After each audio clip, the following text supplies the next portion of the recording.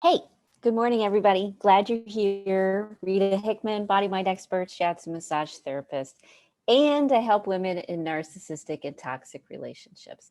One of my specialties is dealing with trauma. I got into this into the business that I'm in the career that I'm in, actually, my passion because of my own trauma as a kid. And trauma, just so we all have a common definition, is something that happens that's unexpected, that you feel helpless to do anything about, and you are not able to process through. Now, for many women who are listening to this is probably a big chunk of your life where you had a feeling, you had something you needed to express, and you forced it down and choked it down. And when that happens, when we suppress an emotion like that, it's considered a trauma. And the only way to get rid of a trauma is to process it through. And you can't process a trauma through unless you're actually touching the trauma, unless the trauma is activated, which is why a lot of times psychotherapy doesn't work, is because by the time you've got your appointment, you're not in a state of trauma. You're not in a state of fear and anxiety. Because those happen at what, 3 a.m.? Those happen, at 10 o'clock at night. Those happen on unexpected times in the middle of a fight. That's when having someone to help you regulate your emotions and calm your system down is most helpful. But otherwise, many times, it's intellectual. We know everything there is to know about our problem, but we still can't release it, and our body still hijacks us. So your body holds memories, holds nervous system memories, charges, like electrical charges, and then it also holds on to chemicals, adrenaline, um, cortisol, things like that. And when we have an emotion, our body releases those chemicals. And when we have an emotion, our body goes into fight or flight.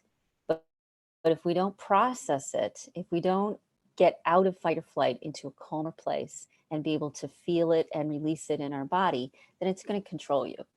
And that's the thing that controls you every time a narcissist triggers you. When you get triggered, that's what's happening. You are opening a door to past trauma, which has been unreleased or unexpressed in your body. And this past trauma hijacks you. You can't stop it. You can't control it. Once the switch is flipped, it's flipped. You're there. So you shouldn't feel bad about getting triggered or angry.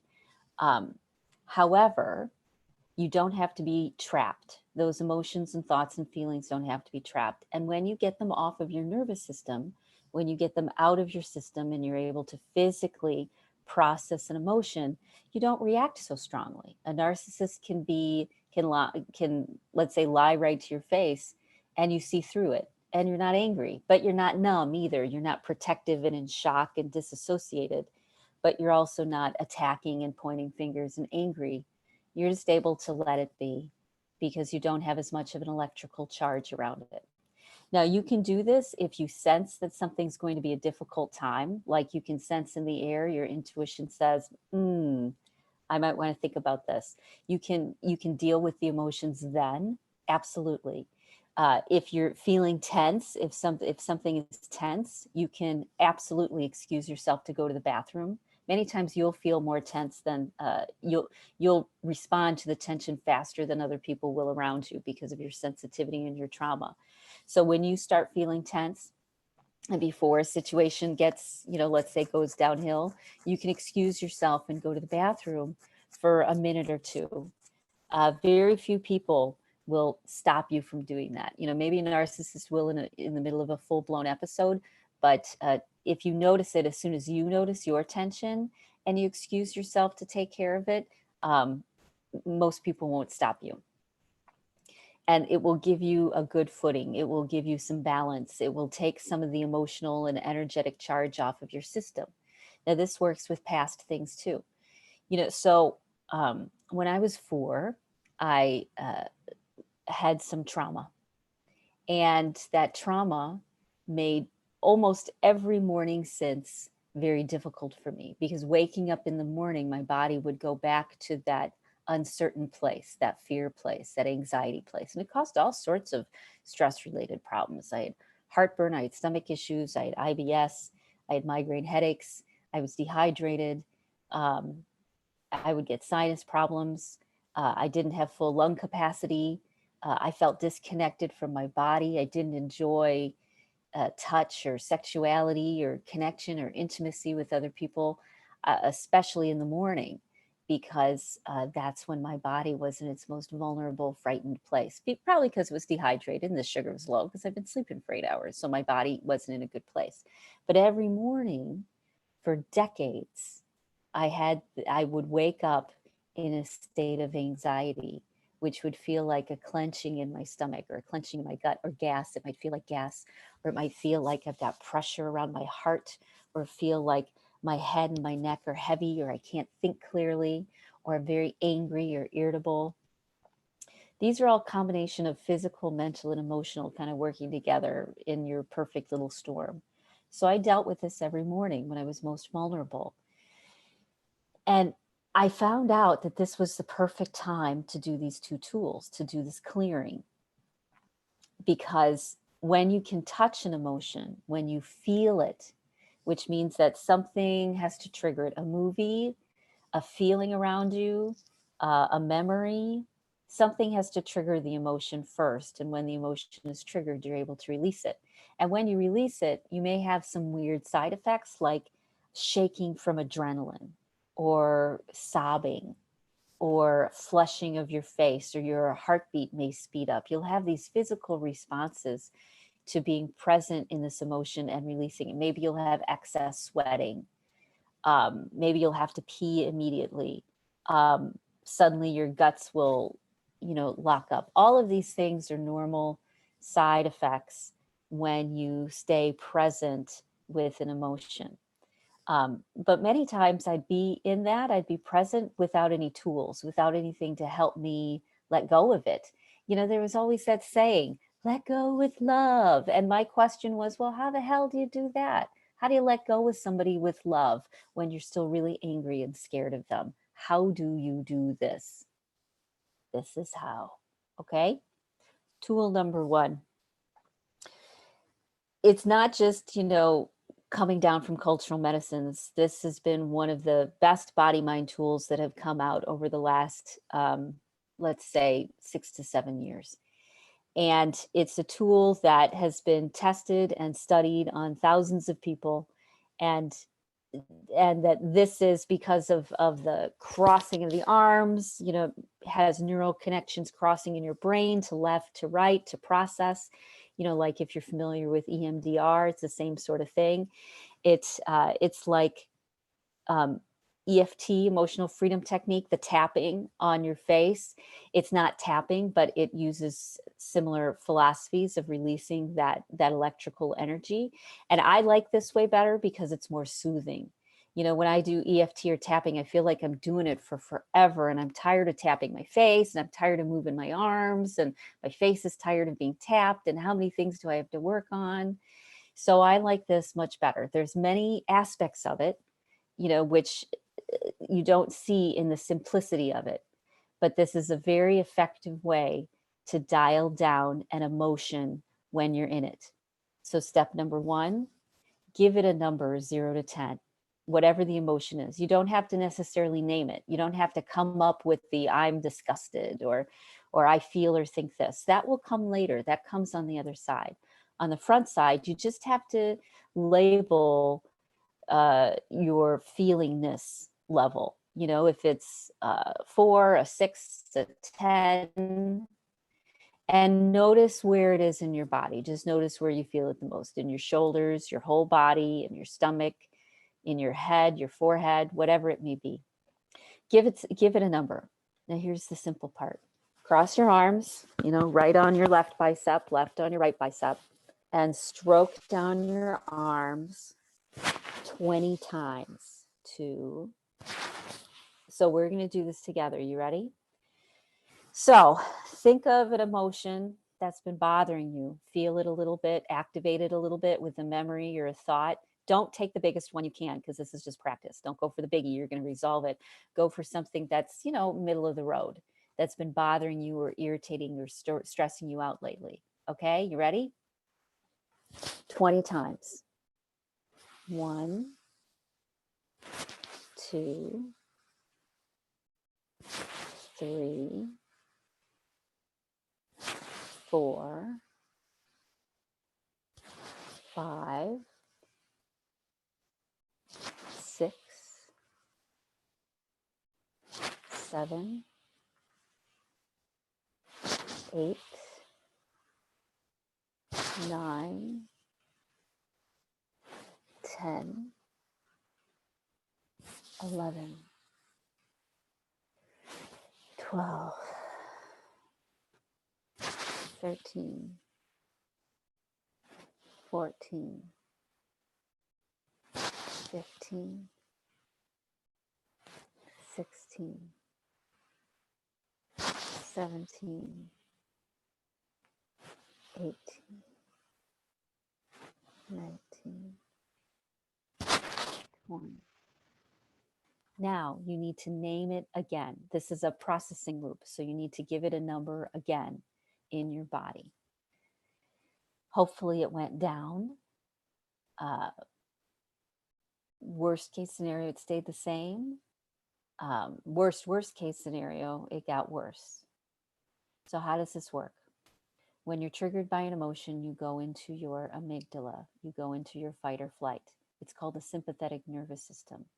When you do this movement 20 times, it flips your brain out of the sympathetic nervous system and into the parasympathetic nervous system, the one that helps you process through emotions.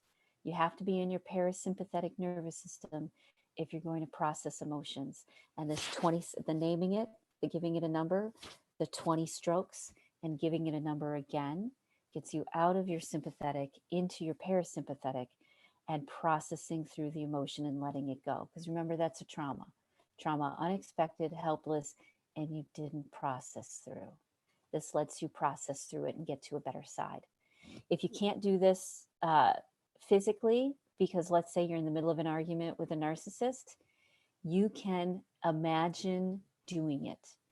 Your body doesn't know the difference between something that you imagine and something you actually do. So this morning, let's say I did 20 strokes around like 10 different issues, because remember, mornings are my tough spot. So around like 10 different issues, and I kept doing it, but I didn't have to actually physically do it. It's more effective if you do, let me tell you. But if you're in a corner, if you have to, have the face of calm and sensitivity and neutrality and gray rock, if you need to do that, you can do that in your imagination and it will still have a positive effect. It should put you into a little bit more of a trance state, into a little bit different brain wave, and you're able to process through and see the situation more clearly without feeling as triggered. You get your control back, okay? So that's tool number 1. If you don't know how to use it, as I said, use it in your imagination or excuse yourself to go to the bathroom when you feel anxious. All right, and do that. Number it, do the 20 strokes, number it again. All right, the second tool, we're going to work with the trauma points. These are points where trauma tends to accumulate. Trauma tends to have some energetic charge, and this is a way to process it, okay? So you take your hand, you take your thumb and your ring finger, and you put it on either side, like right on the inside of your eyebrows, and your middle finger just sort of naturally sort of rests in the middle, all right? You take your other hand and you put it on the back of your head, where your skull meets your neck, so your skull's on like half your hand and the rest of your neck's on the other half your hand, okay? And hold these points. For me, they're very achy, especially the ones between my eyebrows. And this is a time you can tell yourself the rational things that you need to know. All those things you tell yourself when you feel good? If you tell yourself these things right now, they'll get planted into your head. The trauma will get more released. It'll get planted in your head and you'll move forward. That's like all the different visioning exercises or things that hypnotherapists will do or therapists will do or body workers will do. It's the, this is really uncomfortable. It gets you into an open-minded trance state so that you can plant new ideas into your head. Okay, so you may say things like, all of the hooks that are attached in me from other people, all the fears and anxieties, I let them drop away. I let the feelings of not good enough, I let the feelings of never be good enough drop away. I let all the things that don't serve me, that keep me trapped or hijacked in fear or anxiety, I let them fall away. They all drop away because they don't have any power. They're my body's reaction to what's going on around me. And my body is me. I can do things to help it make it feel better. I can do things to help it manage its emotions. So, all these things that have been around my neck, holding me down, I can let go. I can let go. I can let go. All right. And I just made up what I just said. It was based on how I feel, how I felt, and what I wanted. The things that I wanted in my life to let go of. So you can use your own, any positive affirmations, it doesn't matter. But when you work with those 3 trauma points, it helps your body process through, let it go, and not be so triggered. Okay. So if you know women who are feeling overwhelmed, trapped, stuck in toxic relationships, they're always complaining about how horrible it is. Or maybe you see the level of stress that they're under. Maybe you see and feel that. Pass these videos on. If you're underneath stress, I work with women who are successful in many areas of their life. But this area of their life, their personal relationships, they still get hijacked. They still get controlled. They're still in relationships with people who have no ability to be empathic or compassionate or caring. So this happens a lot. Women, powerful, successful women who want to heal from the trauma from their past.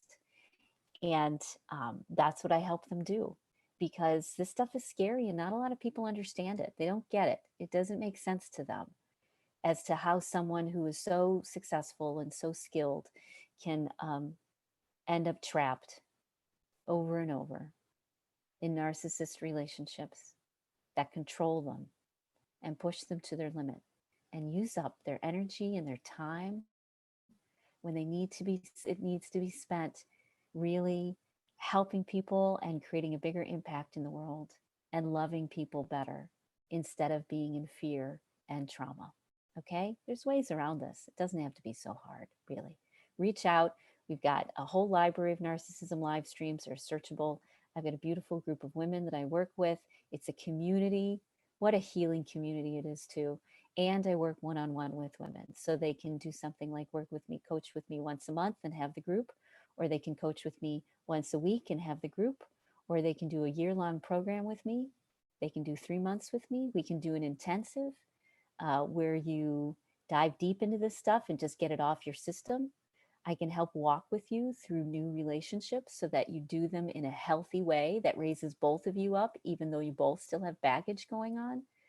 I can help you deal with divorce if you're dealing with the narcissist and you want to get divorced, or you're in the middle of a divorce, or at the end of a divorce.